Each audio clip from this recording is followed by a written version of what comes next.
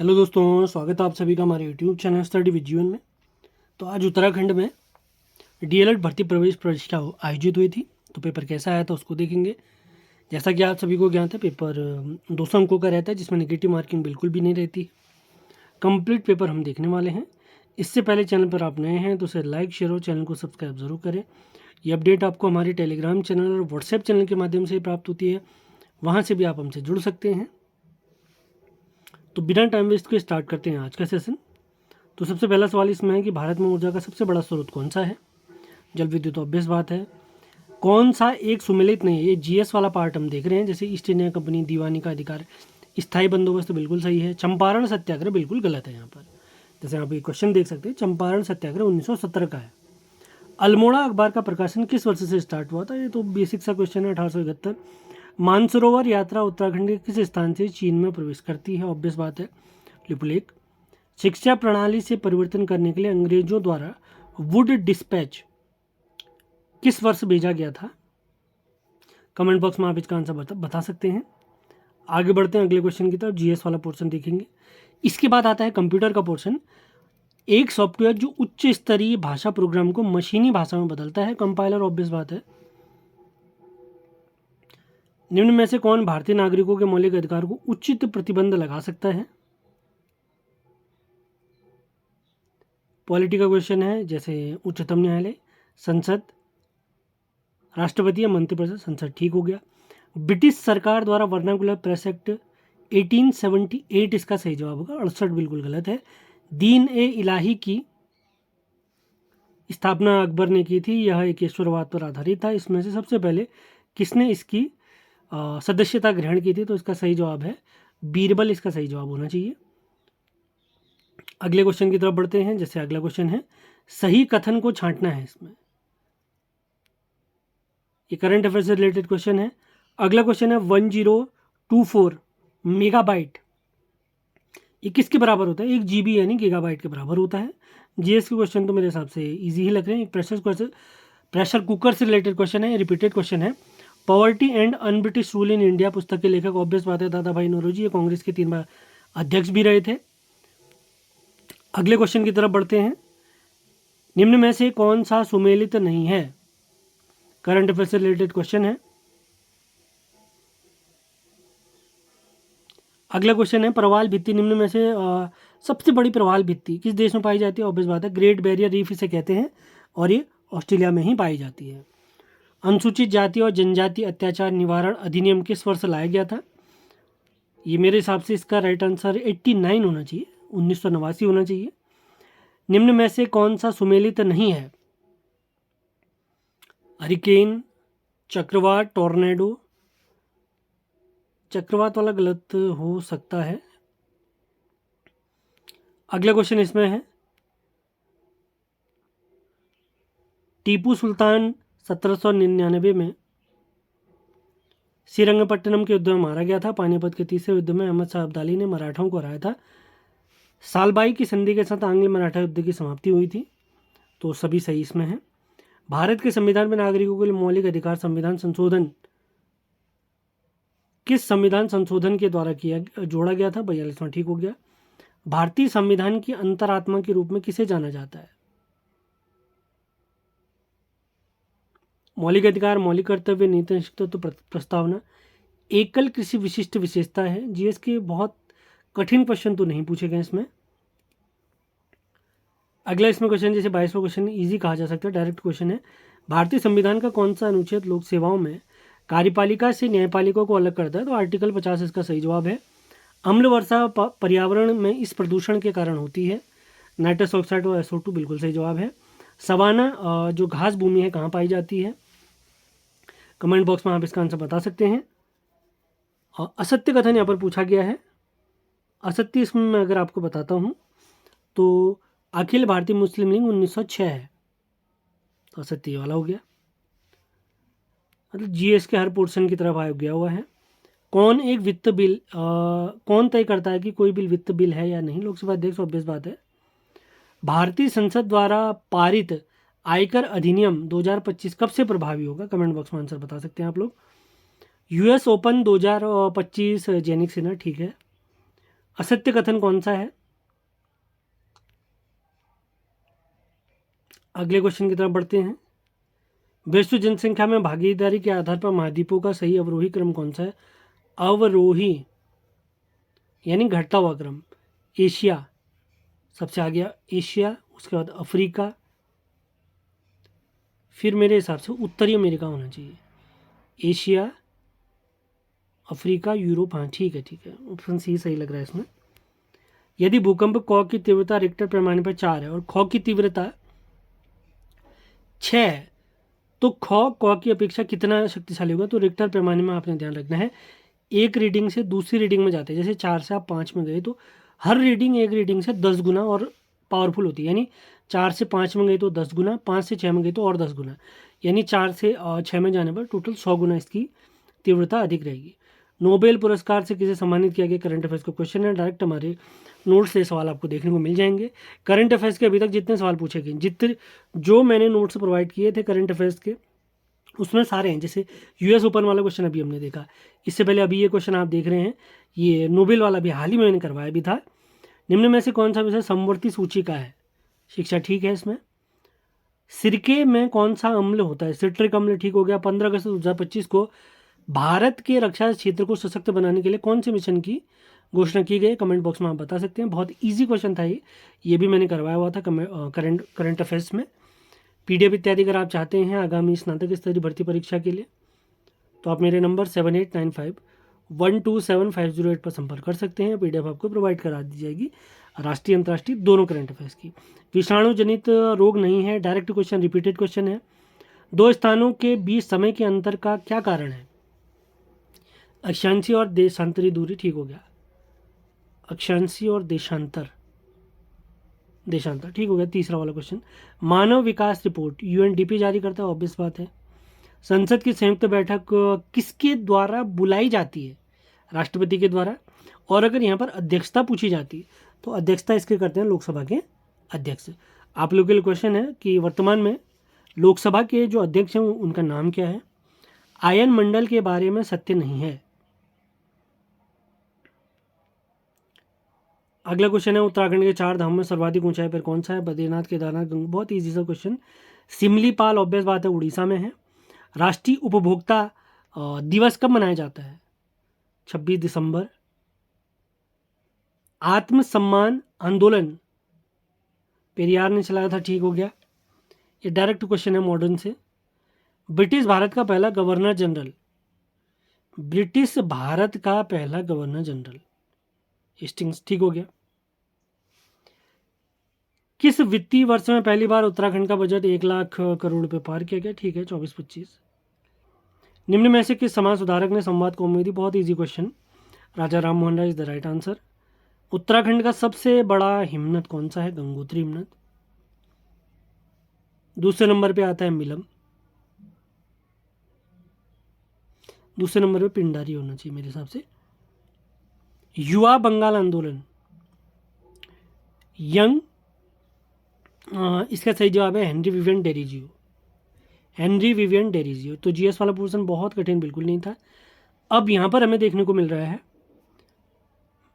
Maths वाला portion. Maths का भी कार्डियोलॉजिस्ट का संबंध हृदय से है, तो नेफ्रोलॉजिस्ट का संबंध होगा वृक्क से। लखनऊ को दिल्ली कहा जाता है, दिल्ली को मुंबई, मुंबई को कोलकाता, कोलकाता को चेन्नई। तो gateway of India, gateway of India Mumbai में है। अब मुंबई को हम कलकत्ता कह रहे हैं, तो Calcutta is the right answer. Ravi जब स्टेशन पहुंचा तो उसे पता चला कि वह गाड़ी छूटने से आधा घंटे पहले पहुंच गया। गाड़ी 1 घंटा 30 मिनट विलंब होने के कारण 6:20 PM पर आए। रवि कितने बजे स्टेशन पर पहुंचा? कमेंट बॉक्स में आप आंसर इसका बता सकते हैं।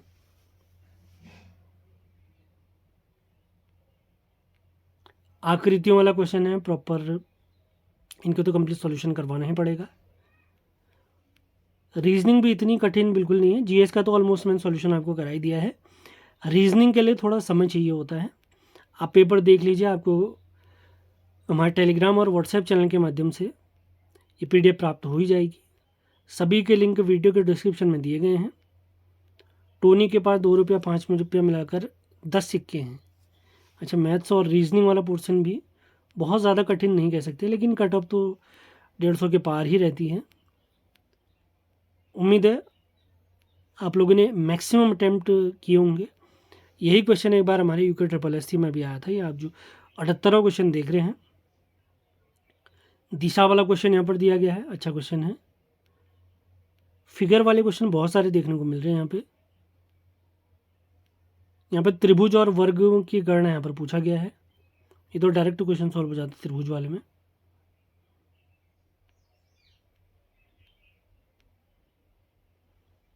अब यहाँ पर ब्लड रिलेशन वाला क्वेश्चन भी है, सीरीज वाला क्वेश्चन भी यहाँ पर देखने को मिल रहा है।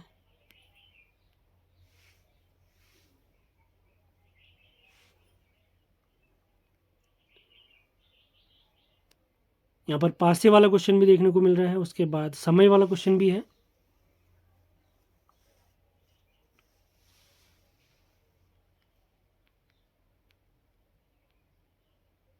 $98 क्वेश्चन और उसके बाद 100 क्वेश्चन। अब ये मैथ्स वाला पोर्शन यहाँ पर देखने को मिल रहा है। रेशियो एंड प्रोपोर्शन वाला पहला क्वेश्चन है।